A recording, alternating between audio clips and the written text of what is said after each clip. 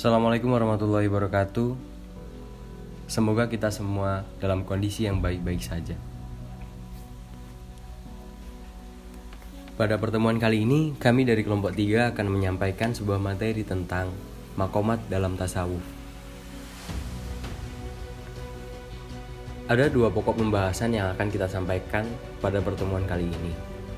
Yang pertama adalah pengertian maqamat dalam tasawuf, dan yang kedua adalah macam-macam maqamat. Untuk lebih jelasnya, silakan simak video berikut ini. Yang pertama, pengertian maqamat dalam tasawuf.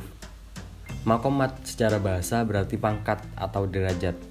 Dalam bahasa Inggris, maqamat disebut dengan istilah station atau stage.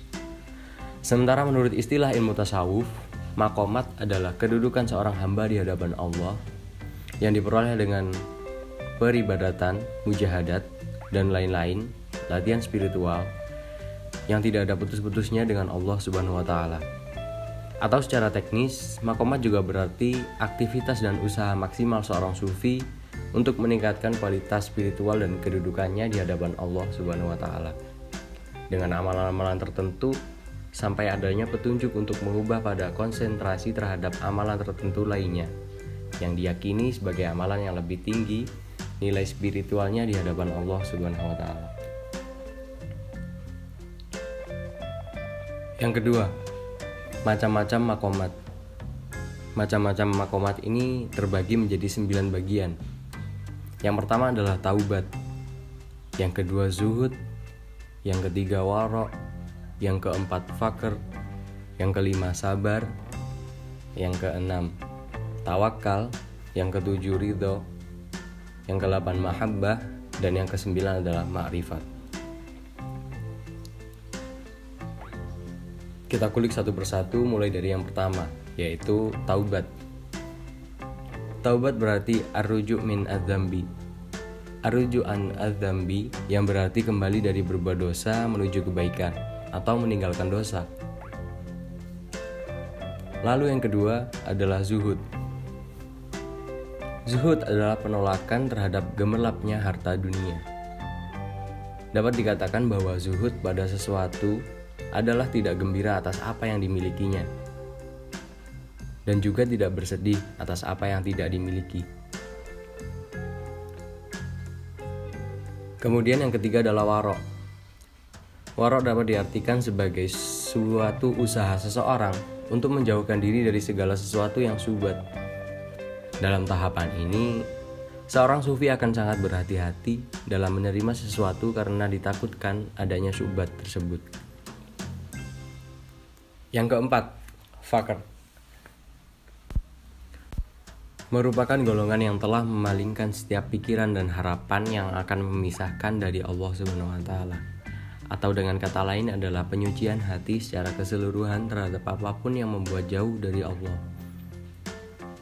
Lalu yang kelima adalah sabar.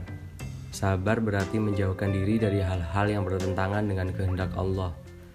Tetap tenang ketika mendapat cobaan dan menampakkan sikap cukup, walaupun sebenarnya berada dalam kondisi yang kurang, atau mungkin kefakiran.